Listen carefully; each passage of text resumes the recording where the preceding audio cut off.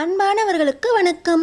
நம்ம சின்ன மருமகள் சீரியலில் ஈஸ்வரிக்கு அடி மேலே அடி விழ ஆரம்பிச்சிருச்சு. ஈஸ்வரி செஞ்ச பாவம் எல்லாம் இப்போதான் ஈஸ்வரிக்கு தண்டனை கொடுக்க ஆரம்பிச்சிருக்கு.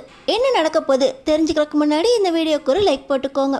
ஸோ பார்த்தீங்கன்னா நம்ம தமிழ் நீங்கள் போட்ட சவாலில் நான் ஜெயிச்சிட்டேன், இனிமேல் இந்த தமிழை சீண்டி பார்க்கணுன்னு நினச்சிங்க, நடக்கிறதே வேற அப்படின்னு பேசிட்டு போக இப்படி சின்ன பொண்ணுக்கிட்ட பேசுகிற மாதிரி பண்ணிட்டியே, குழந்தையா அவள் தேடி வந்தான்னு சொல்லியிருந்தா நானே திருப்பி கொடுத்துருப்பேனே அப்படின்னு மோகனா மட்டும் இல்லை, இன்னொரு பக்கம் சாவித்ரி, தாமரை எல்லாருமே மூஞ்சில கறியை பூசிட்டு போகிறாங்க ஈஸ்வரிக்கு.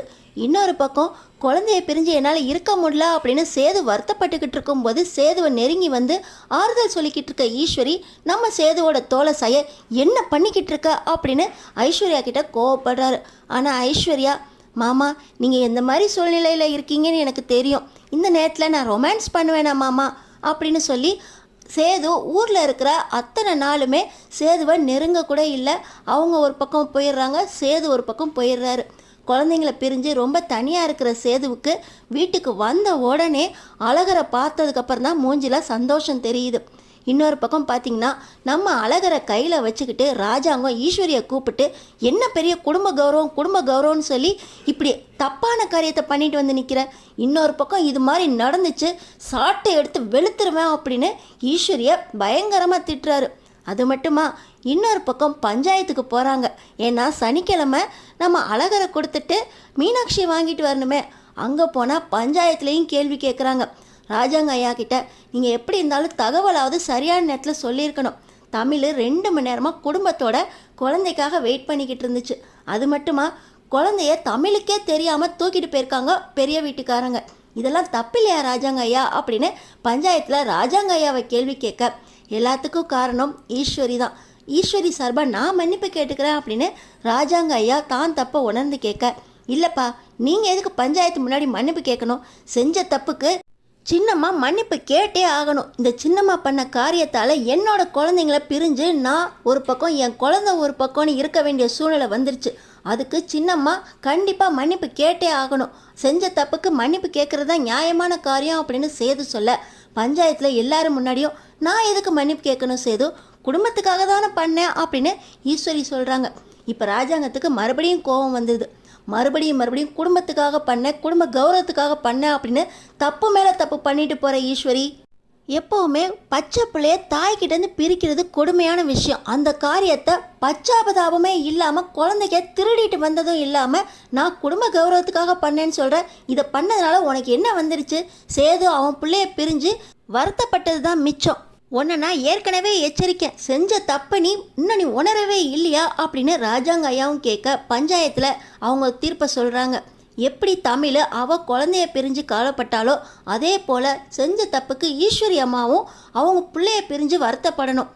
ஈஸ்வரியையும் அவங்க பொண்ணையும் 10 நாளைக்கு பிரித்து வைக்க சொல்லி இந்த பஞ்சாயத்து தீர்ப்பு கொடுக்குதா அப்படின்னு சொல்லி பஞ்சாயத்தில் தீர்ப்பு கொடுக்க, உங்கள் பஞ்சாயத்தை நான் எதுக்கு மதித்து என் பொண்ணை பிரிஞ்சிருக்கணும், என் பொண்ணு சித்ரா என் கூட தான் இருப்பா அப்படின்னு சொல்லி ஈஸ்வரி பேசுகிறாங்க. பஞ்சாயத்தை மதித்து அவங்க தீர்ப்புக்கு கட்டுப்பட்டு நான் சித்ராவையும் ஈஸ்வரியும் பிரித்து வைக்கிறேன் அப்படின்னு சொல்லி ராஜாங்கம் வாக்கு கொடுக்குறாரு.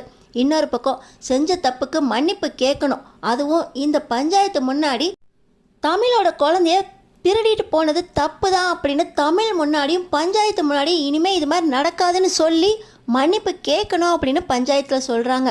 இப்போ சித்ரா, நான் எதுக்கு எங்கள் அம்மாவை பிரிஞ்சு இருக்கணும், எங்கள் அம்மாவுக்கு தண்டனை கொடுத்தீங்க, மன்னிப்பு கேட்க சொன்னீங்க, சரி நானும் எங்கள் அம்மாவும் பிரிஞ்சிருக்கணும்னு எந்த அவசியமும் இல்லை, நானும் எங்கள் அம்மாவும் பிரிஞ்சிருக்க மாட்டோம் அப்படின்னு பஞ்சாயத்தை எதிர்த்து பேசுகிறாங்க சித்ரா.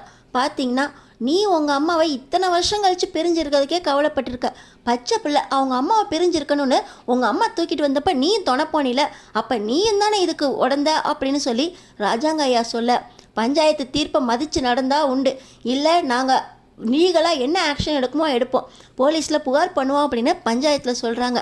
இன்னொரு பக்கம் பார்த்திங்கன்னா ஐஸ்வர்யாவும் நானும் என் மாமாவும் சேர்றதுக்காக நீங்கள் இந்த அளவுக்கு இறங்குவீங்கன்னு எனக்கு தெரியாது, சேது மாமாவோட அவர் பிள்ளைய பிரித்து தான் நானும் என் சேது மாமாவும் சேரணுன்னா அந்த மாதிரி ஒரு திட்டம் எங்களுக்கு தேவையே இல்லை அப்படின்னு ஐஸ்வர்யாவும் இந்த ஈஸ்வரியை எடுத்தெறிஞ்சு பேச ஈஸ்வரிக்கு மனசெல்லாம் வலிக்க ஆரம்பிச்சிருது. சேதுவுக்கும் தமிழுக்கும் கல்யாணம் நடக்கிறதுக்கு காரணமாக இருந்ததே நான் தான். அப்பயே சேது கல்யாணம் பண்ணிக்க முடியாது அப்படின்னு தமிழ் சேதுவுக்கு தனத்து மூலமாக லெட்ரு கொடுத்து அனுப்புனான். அந்த லெட்டரை தனத்திடத்தும் வாங்கி அவங்க அப்பா கிட்ட போட்டு கொடுத்தது நான் தான். அந்த லெட்டர் மட்டும் சேது கையில் போயிருந்துச்சுன்னா உனக்கும் சேதுவுக்கும் கல்யாணமும் நடந்திருக்காது, இந்த மீனாட்சியும் வந்திருக்க மாட்டா, அழகரும் வந்திருக்க மாட்டா. தப்பு பண்ணிட்டேன் அப்படின்னா அவங்களுக்கு செவுட்டில் அரைஞ்ச மாதிரி ஈஸ்வரிக்கு தோணுது. பழசெல்லாம் நினச்சி பார்த்து தப்பு பண்ணிட்டேன், அதுக்காக நான் மன்னிப்பு கேட்குறேன். என் பொண்ணை நான் பிரிஞ்சிருக்க மாட்டேன். எப்படி என் பொண்ணோட சேரணும்னு எனக்கு தெரியும். 10 நாள் நீங்கள் எப்படி பிரித்து வைக்கிறீங்கன்னு பார்க்குறேன் அப்படின்னு சொல்லி இந்த ஈஸ்வரி மனசுக்குள்ளேயே சவால் விட்டுக்கிட்டு, பஞ்சாயத்து முன்னாடி என்னை மன்னிச்சிரு தமிழ், உன்னையும் உன் குழந்தைங்களையும் பிரித்தது தப்பு தான் அப்படின்னு கையை குமிச்சு மன்னிப்பு கேட்குறாங்க. ஆனால் பஞ்சாயத்து தலைவர், இதெல்லாம் பத்தாதுமா, நீ செஞ்ச தப்புக்கு பஞ்சாயத்து முன்னாடி மண்டியிட்டு மன்னிப்பு கேளு, அதுதான் இந்த பஞ்சாயத்தோட வழக்கம் அப்படின்னு சொல்ல, ஐஸ்வர்யா உன்னையும் சேதுவையும் சேர்த்து வைக்கிறதுக்காக நான் இந்த அளவுக்கு மன்னிப்பு கேட்குற அளவுக்கு வந்திருக்கேன். ஆனால் நீ, நான் போட்ட திட்டம் தப்பு, என்னையும் சேதுவையும் இப்படி சேர்த்து வைக்கிறதுக்கு உங்களுக்கு வெக்கமா இல்லையான்னு என்னையே கேட்டில, இனிமே உன்னையும் சும்மா விட மாட்டேன் அப்படின்னு ஐஸ்வர்யாவுக்கு எதிரியாக மாறுறாங்க இந்த ஈஸ்வரி. ஈஸ்வரியும் ஐஸ்வர்யாவும் ஒருத்தருக்கு ஒருத்தர் எதிரியாக மாறினதுக்கப்புறம் சேதுவும் ஐஸ்வர்யாவும் சேர்றதுக்கு வாய்ப்பு இருக்குது. அடுத்தடுத்து என்ன நடக்க போகுதுன்னு தெரிஞ்சுக்கிறதுக்கு நம்ம சேனலை சப்ஸ்கிரைப் பண்ணி தொடர்ந்து பாருங்கள்.